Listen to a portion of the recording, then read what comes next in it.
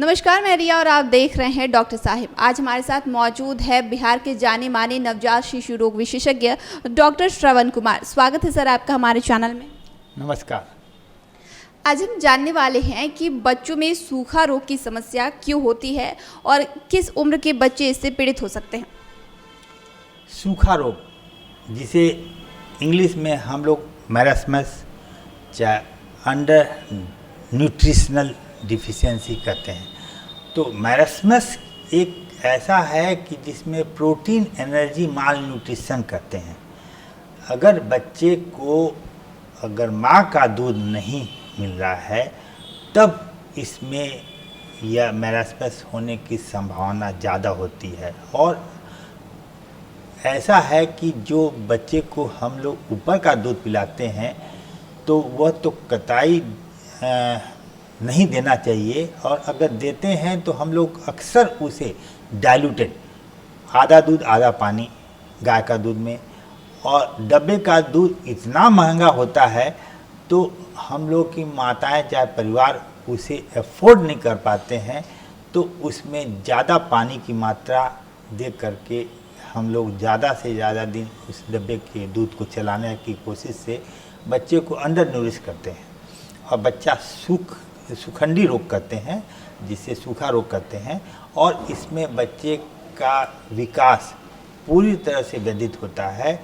इसमें brain, lungs, kidney सारे system under develop होते हैं। उसमें इन्फेक्शन होने की संभावना, अगर कोई भी तरह से अगर वायरल हो चाहे बैक्टीरियल हो तो उसे बच्चे को तुरंत ही डायरिया, डिसेंट्री, इवन मतलब कि सेप्टिसीमिया, मेनिंजाइटिस भी होने का चांस रहता है।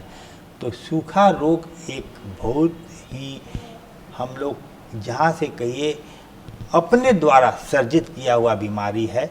इसमें माँ का दूध अगर देते हैं और 6 महीने के बाद अगर जो ठोस आहार, क्योंकि 6 महीने तक माँ का दूध सफिशिएंट रहता है, और 6 महीने के बाद बैलेंस डाइट जैसे खिचड़ी, गीला भात, पका हुआ केला, दलिया और फल, और 9 महीने के बाद उसे अगर नॉन वेजिटेरियन अगर हम लोग दें तो वह पूरी तरह से स्वस्थ रहता है।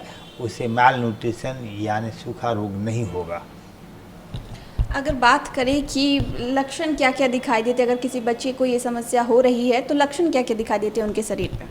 लक्षण यही है कि सबसे ज़रूरी है कि वह उसका जो वेट है अकॉर्डिंग टू एज नहीं बढ़ेगा।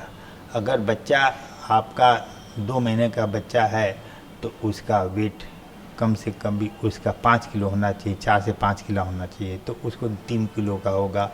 अगर 6 महीने का बच्चा है उसका वेट कम से कम भी 7-8 किलो होना चाहिए, नहीं होगा। और यह एक नोमोग्राम है जिसके कारण आप कभी भी आईएपी के गूगल में आप जो उसका ग्रोथ कर्व होता है उसके अनुसार से आपका बच्चे को हर समय मॉनिटर करते रहना चाहिए कि आपका बच्चे का वज़न ठीक से बढ़ रहा है अकॉर्डिंग टू एज कि नहीं, उसका हाइट अकॉर्डिंग टू एज बढ़ रहा है कि नहीं, उसका हेड सरकमफ्रेंस उसका अकॉर्डिंग टू एज बढ़ रहा है कि नहीं। और इससे आप पता चला सकते हैं कि आपका बच्चे को सूखा रोग है या नहीं। अगर किसी बच्चे को ये सूखे रोग की समस्या हो रही है तो सबसे पहले उसके कौन से अंग को प्रभावित करता है ये बीमारी? सबसे पहले तो इम्यूनिटी, आपका इम्यून सिस्टम डिप्रेस हो जाता है तो उसे हर तरह का infection, diarrhoea, dysentery, pneumonia, meningitis सब कुछ होगा। और जहाँ तक है हम लोगों को सबसे ज़्यादा क्या है, ब्रेन अगर इफेक्ट होता है तो सब इफेक्ट हो गया। तो हमारा जब तक न्यूट्रिशन अगर ठीक रहेगा तो इम्यूनिटी ठीक है, इम्यूनिटी ठीक रही तो हम लोग को इन्फेक्शन नहीं होगा, इन्फेक्शन नहीं होगा तो हम लोग को सारे सिस्टम प्रोटेक्टेड रहेंगे। अगर बात करते हैं कि ये बीमारी, तो क्या ये बीमारी बच्चों को माँ के पेट से भी हो सकती है? यस, हाँ, आपने बहुत अच्छी बात पूछी। इसे कहते हैं इंट्रा यूट्राइन ग्रोथ रिटार्डेशन। अगर माँ के कोई बीमारी है, चाहे माँ का प्लेसेंटा है जिसे कहते हैं पुरैन, जो माँ का प्लेसेंटा एक मांस के आकार का थक्का रहता है, जो माँ के बच्चेदानी से सटा रहता है, और उसी से माँ और बच्चे में कनेक्शन होता है।